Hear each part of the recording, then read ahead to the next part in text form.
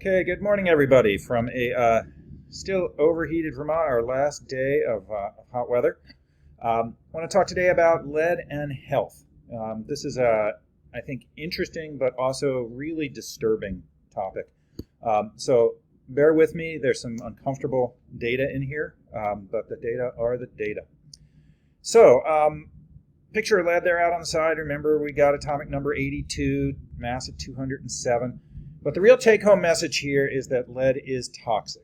And as the graphic from the World Health Organization, unfortunately something that the leadership in this country doesn't respect much anymore, but has done amazing work around the world, there is no safe level of lead exposure. And that's probably the biggest and most important take-home message from today.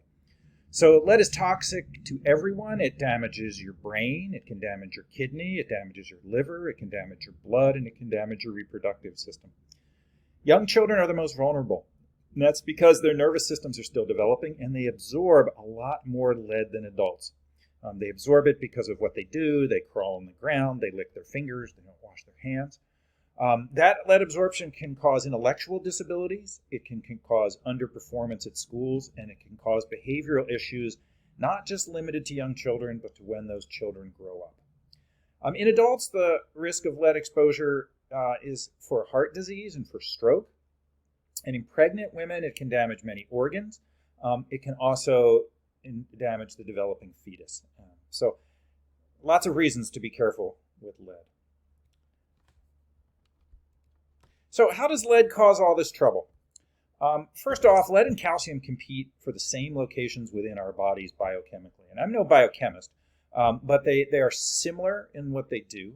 Both are stored in bone, and in fact, there's some really interesting data that suggests that when women get pregnant, some of that lead actually leaves their bones as their body has a greater demand for calcium.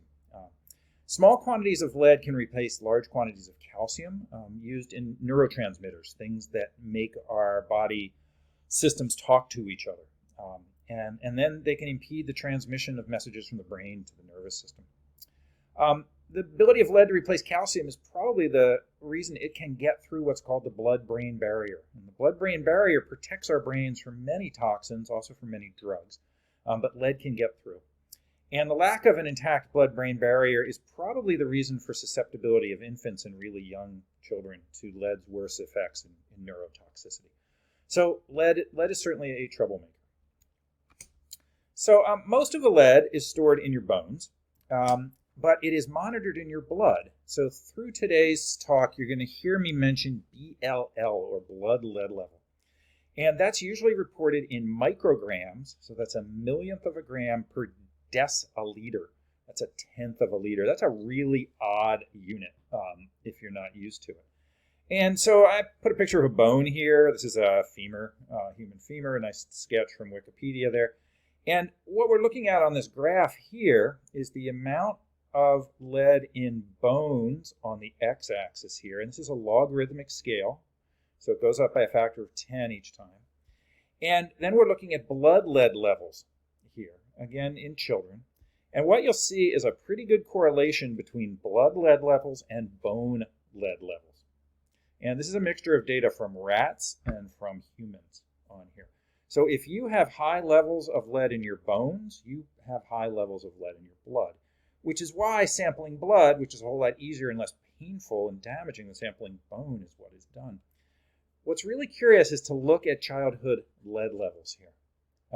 We can go back and look at natural lead levels from things like fossils and have some idea of what lead levels were before humans started spreading lead into the environment. And then we can look at what the baseline in contemporary humans is. This is back in the 1990s, so the baseline was much higher than it is today. And that baseline for humans is not that far below the beginning of developmental toxicity. You get about 10 times higher and you have to use chelation methods. That's when you put organic molecules in and they grab the lead out of your body. And another 10 times higher and you're dead. So we have taken natural levels up at least 50 to 100 times for what we have in our bodies today. And that's really important because we're going to talk today about how lead is dispersed in the environment, how it's absorbed into people, and then what it does. So takeaway here, bone lead levels and blood lead levels are really well correlated. And get used to this weird unit of micrograms per deciliter. All right, how does lead exposure happen? It happens in 4 different ways. The one that you're maybe most familiar with after the tragedy in Flint, Michigan, is water contaminated with lead. And certainly if you're drinking leaded water or eating leaded food, you're going to ingest that lead. But there are also lead-containing products out here. That might be glazings on ceramics or medicines. One of the people, I think Grace in our class, looked at cosmetics with lead in them. Inhalation of dust particles turns out to be really important. Some of those are from industry, but some of those are from soil, actually. And then ingestion, eating contaminated soil or dust or lead paint, particularly from children. So I pulled a couple pictures here. Here's a dust wipe. People use that to look for lead levels in dust in houses. Here's water from Flint versus Detroit. The water from Flint is obviously very cloudy and full of sediment. That's from the coatings on the insides of the pipes falling apart as the water was more acidic and more aggressive and dissolved those coatings. And here's a child playing with lead paint. And children are actually known to eat lead paint because it tastes quite sweet on there. So here's some of the key exposure routes. Dust, water, and actually touching or eating that paint and putting your fingers in your mouth. And again, thank the World Health Organization for this great infographic. So interesting that we did the research for this, I found that many of the papers I was reading were coming out of the journal called Pediatrics. That's the scientific publishing arm of the American Academy of Pediatrics. And obviously, physicians who deal with children really care about lead toxicity. And this is a paper from 2016, so pretty recent. The title of the paper is Prevention of Childhood Lead Toxicity. And they looked at the different exposure pathways that resulted in increases in blood lead levels. So if kids were exposed to soil lead, it led to about a 10% increase in their blood level. Renovating a house was about the same. Ingesting soil rather than just being exposed to it accounted for about 15-16% of blood level increase. Lead in water was really important, more than the others, over 20%. But the biggest one was leaded dust in the areas in which the kids lived. So that could be dust on their floors, that could be dust outside. So dust appears to be the culprit. And where does the dust in lead come from? It comes from soils high in lead, and particularly it comes from indoor paint on windows high in lead. As those windows go up and down, and little bits of dust are generated each time the sash goes up and down and up and down. Or from lead-painted floors. Here in Vermont, many outdoor porches were painted with lead, and our neighbor across the street 20-some years ago when we first came here decided a good idea would be to rent a porch floor sander and sand their porch. And that person ended up in the hospital afterwards because they sanded down through all the latex paint into the leaded gray paint on their porch. They weren't wearing respiratory protection and ended up quite sick. So lead and dust is really quite important. All right, so let's have a look at lead levels in blood and the exposures people have. So here's a graph that shows the lead levels in floor dust, and that's in that unit of micrograms, a millionth of a gram per square foot like this. And what you'll see as you go from low levels of floor dust lead to high levels of floor dust lead, this is the probability of blood lead levels in people living in those places exceeding 5 micrograms per deciliter. And 5 micrograms per deciliter is where people start to get worried, 4 or 5. Because as I'll show you later, that level of lead in the blood starts to have significant cognitive impacts on folks. And what you'll see is if you have no lead in your dust, there's no probability of having a high blood lead level. But even if you only have 5 micrograms of lead in your dust here, you have a 15% probability of the people living in that house having lead levels above an action level that people would want to treat on here. And if you have 40 micrograms per square foot of lead in your dust, then about 50% of the people are going to have high lead levels in their blood. Another thing that tells us about dust is actually looking back at some older data. These are data from the 1990s. And this is the percent people tested who had greater than 10 micrograms per deciliter. And then you really got to worry. And here are the dates they were screened. And you'll notice this is a couple years in a row. August of 95, August of 96, August of 97, August of 98, August of 99. So every time you see August, that's the middle of the summer. So I look at this graph and I see two things. I see a drop over time in the people with high lead levels in their blood. That's a good thing, and we'll explain why that's going on. The triangles are 1-year-olds down here. The circles are 2-year-olds up here. And the other thing you should see is this yearly cycle where in the winter, blood lead levels go down, in the summer they come up. In the winter they go down, in the summer they come up. In the winter they go down, the summer they come up. Winter they go down, summer they come up. That's been seen repeatedly all around the world. All around the northern hemisphere. It's actually opposite that, of course, in the southern hemisphere because their seasons are reversed, and August would be wintertime. But summer lead levels in blood and summer exposures are higher than they are in the winter.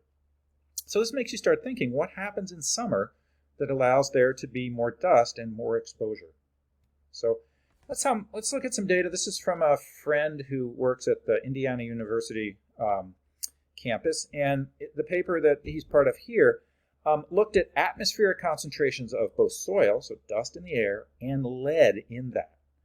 And then they looked at blood lead levels for kids in Detroit, Michigan, and this is something like more than 250,000 kids from 2001 to 2009. And their hypothesis was that lead in soils became dust in the air that provided a pathway for children to breathe that dust and increase their blood levels.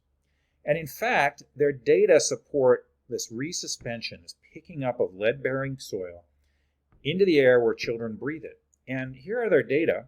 So they're looking at first the amount of lead in air, that's the red line, as dust, and then they're looking at the amount of soil in air.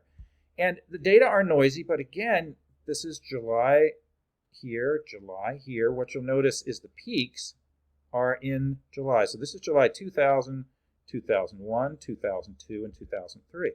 So every summer, not only does the amount of soil in the air that's in green go up, but the amount of lead in the air goes up. And then it comes down, and then it goes up, and then it comes down. A very, very predictable cycle. They have smoothed the data with these lines, but you can see the yearly cycle in the amount of dust and in the amount of lead in that dust. So this was really the nail in the coffin that atmospheric dust with lead in it was a bad thing for blood lead levels, particularly in cities. This is much less important in areas away from cities where there's less of a lead source, both from the exhaust of automobiles when lead was in gasoline, but also from peeling paint and soils that therefore have high lead levels.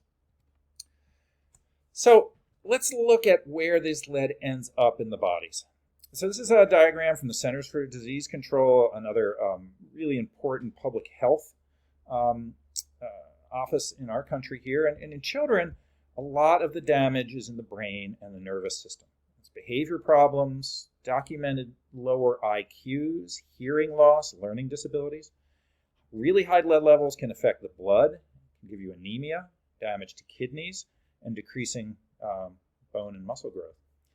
In adults, less neurological input because the blood-brain barrier is better, but there still can be memory loss, lack of concentration, headaches, irritability, depression.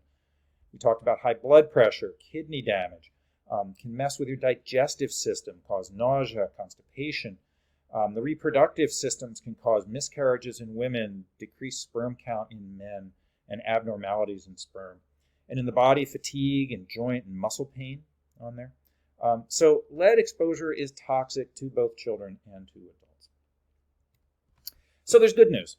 The good news is that we have done as a society over the last 50 years a lot to get the lead out.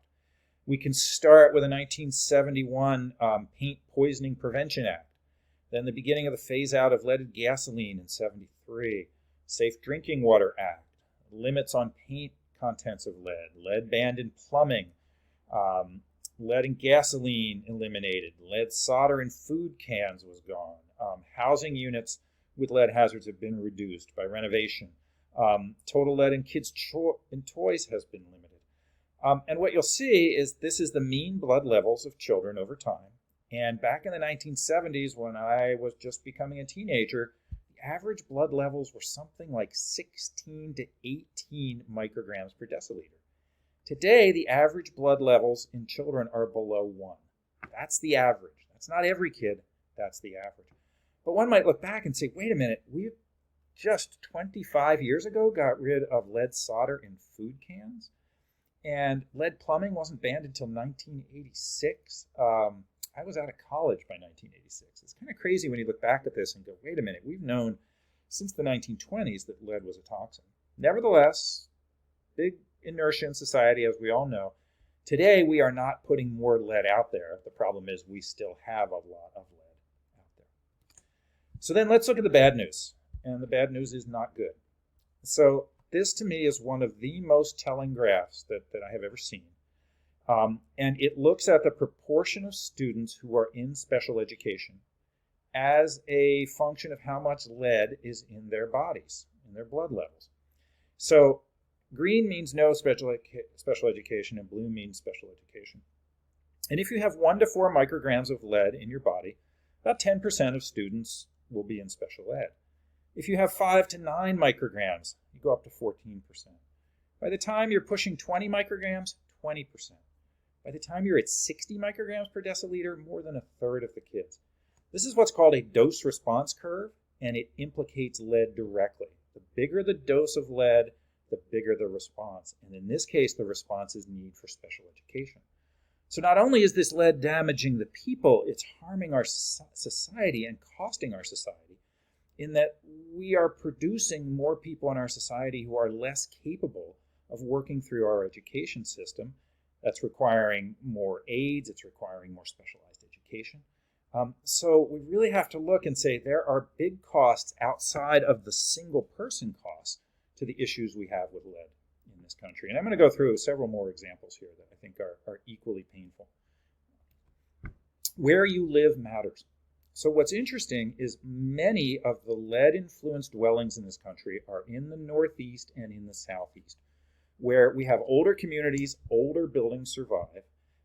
And so it turns out that, in fact, much of the lead impact on people is where I live here in Vermont, in New England, in New York, in the central Atlantic states, in the southern eastern states. But this graph is something different. This is the percent of lead-poisoned children that are missed in the U.S. by state. And they're missed because they're either not being tested or the testing programs don't exist. And the data are pretty scary. So if you look at this, in some states, like where we are in Vermont, less than 40% of lead-poisoned children are missed. But if we look down to some of the southern states, Arizona, New Mexico, Nevada, the northwestern U.S., more than 80% of the kids who are lead-poisoned are probably missed, and that poisoning is not addressed. And let's look at why that might be. So if we look at kids who have blood levels greater than 10 micrograms per deciliter, and let's flip back there. So if you have greater than 10 micrograms per deciliter, you have a 1 in 5 chance of being in special ed on here. So that's a pretty big impact. And we bin the country by region, and we look out at the western U.S., there are not many cases of kids with high lead. There are 200,000. That's still a lot, 200,000.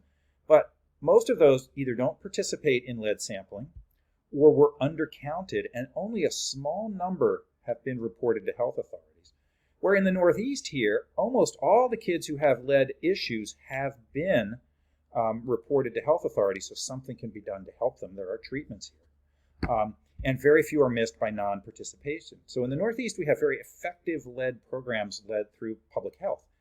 In the Midwest, pretty good. In the South, not so good at all. So in the South, a lot of these children are missed either by undercounting or by non-participation. So again, we're looking at these systemic biases in our public health system and how we're dealing with a major public health crisis with lead.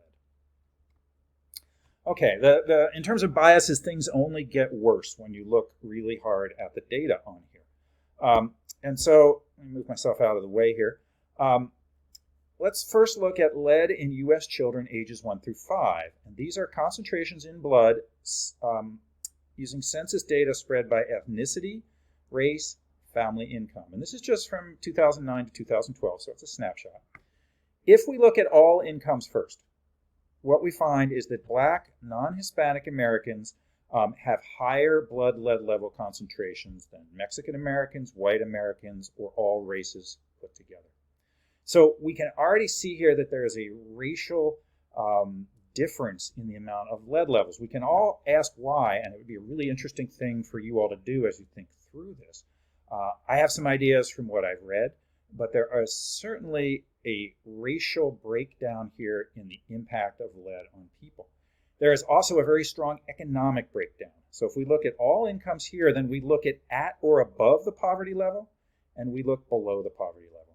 If you are below the poverty level, chances are your children, age 1 through 5, are more impacted by lead than if you're above or at the poverty level.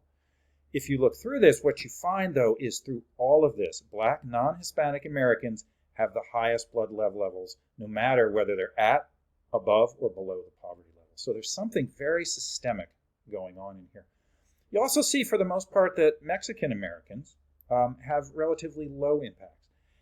And my gut for this is that the bulk of Mexican Americans live in the southern tier of states. The bulk of them live in areas where the housing is relatively modern. There's probably less of an impact there simply because of the types of homes that they live in that have less lead in the homes. Again, we can look at another survey here. These are data through time.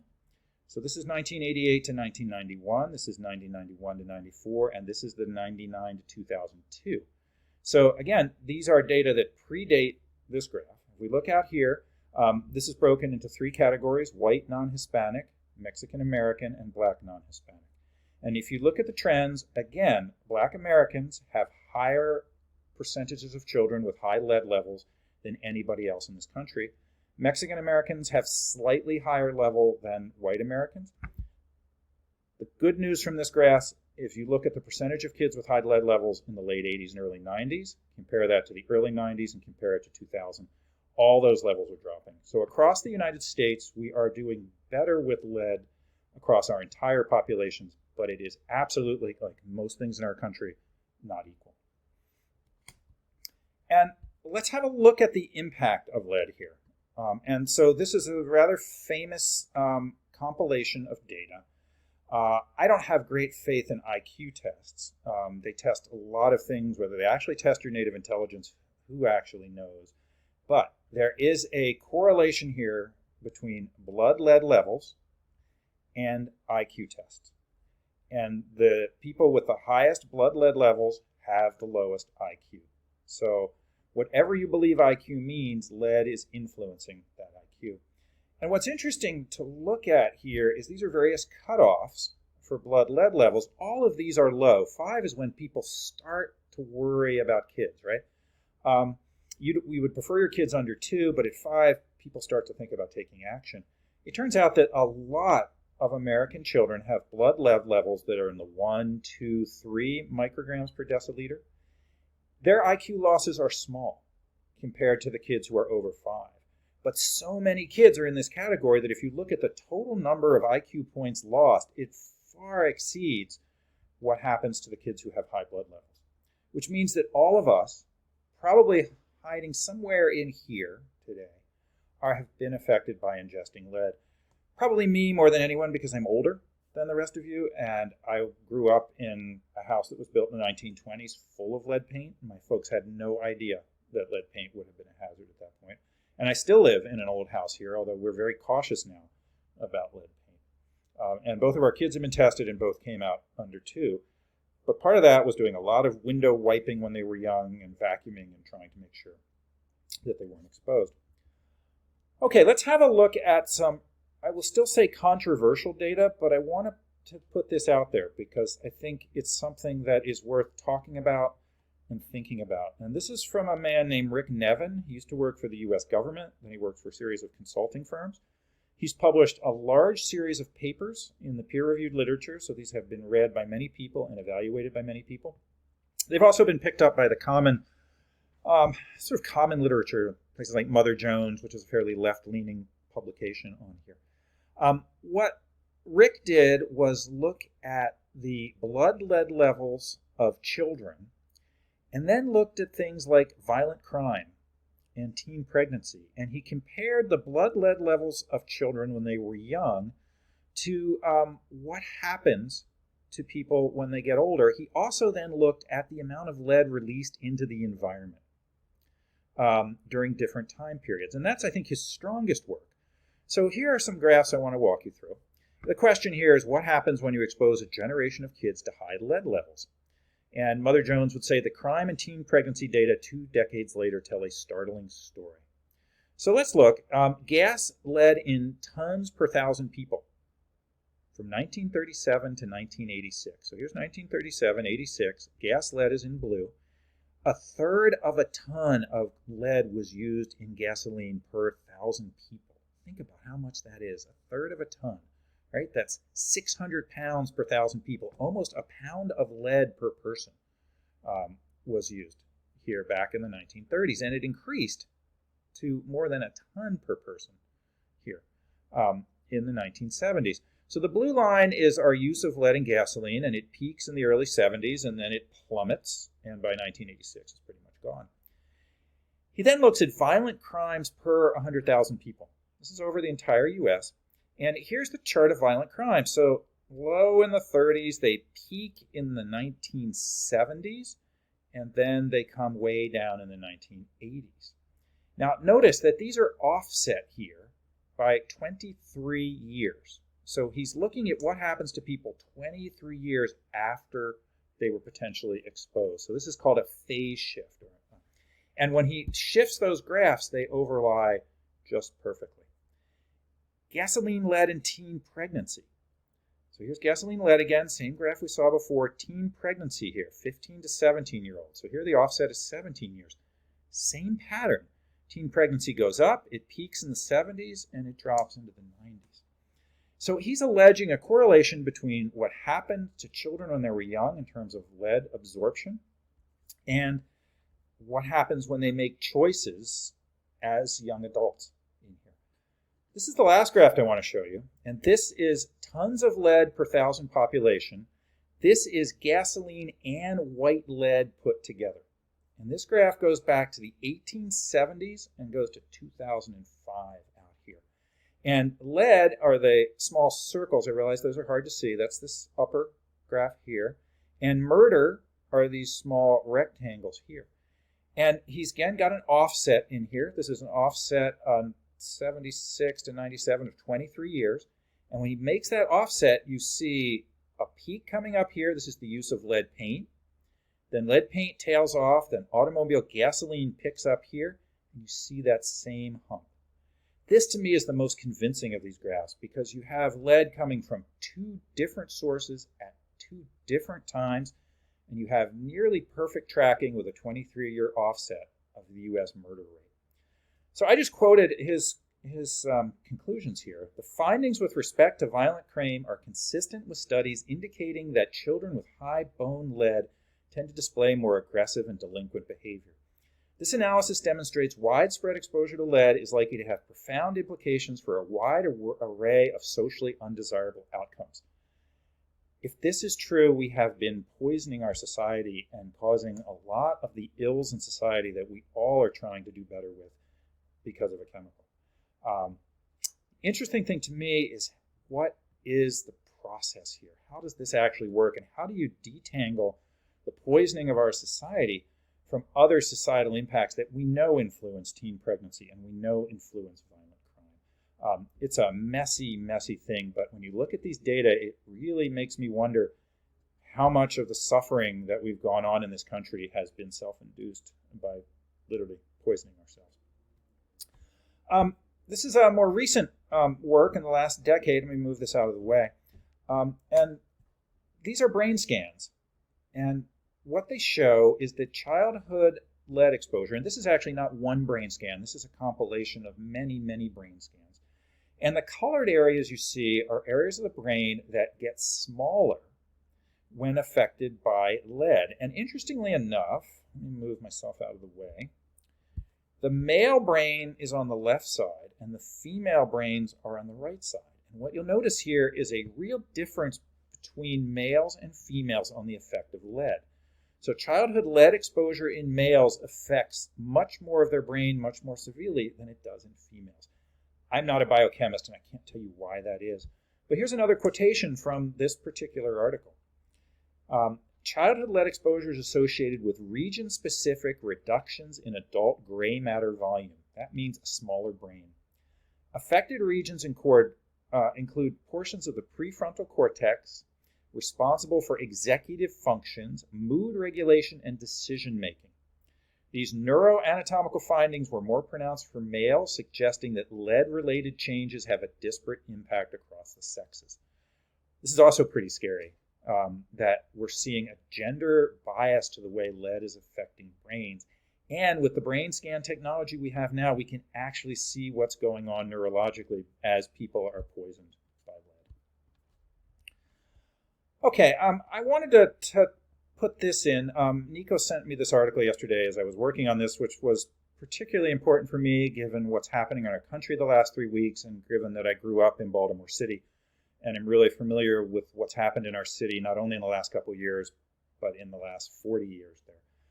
And this is a headline from the Washington Post: Freddie Gray's life, a study on the effects of lead paint on poor blacks.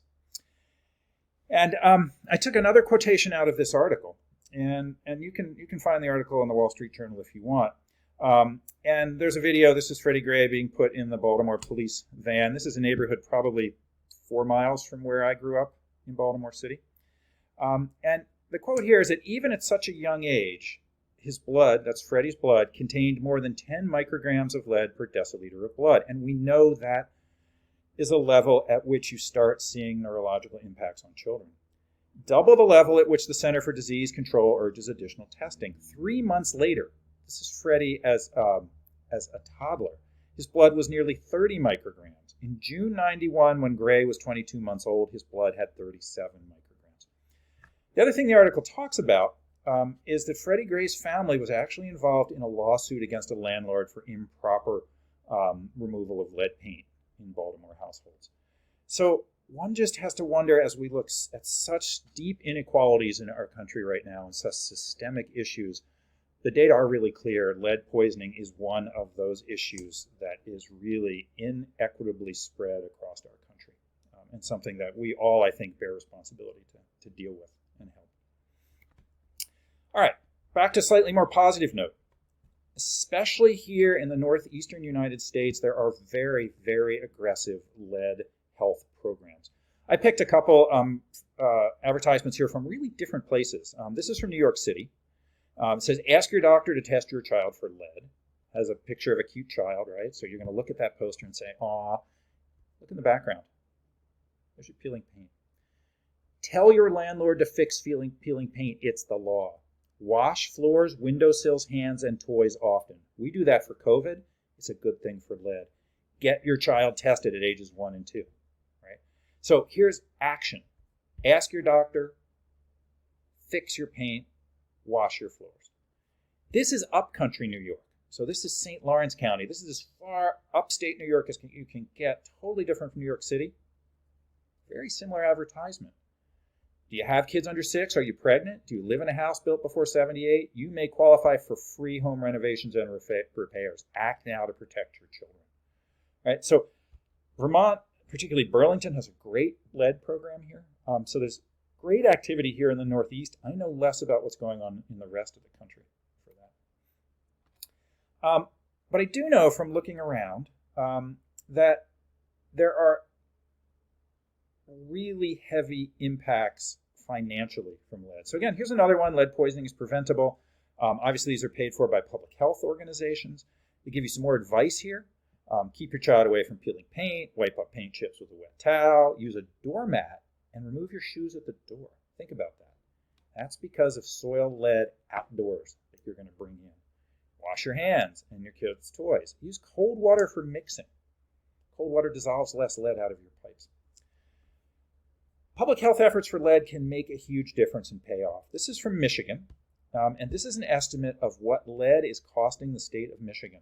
The total cost for the burden of childhood lead exposure for Michigan for the kids born in 2019 is $2.3 billion.